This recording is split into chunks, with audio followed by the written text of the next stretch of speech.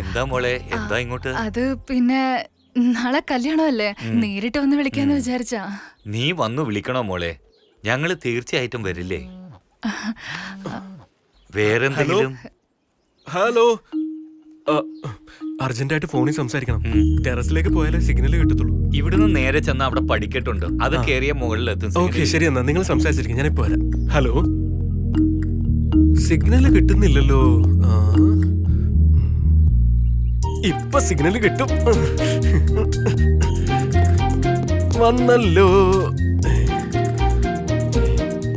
ഇതെവിടെ പോയി കിടക്കുന്നു?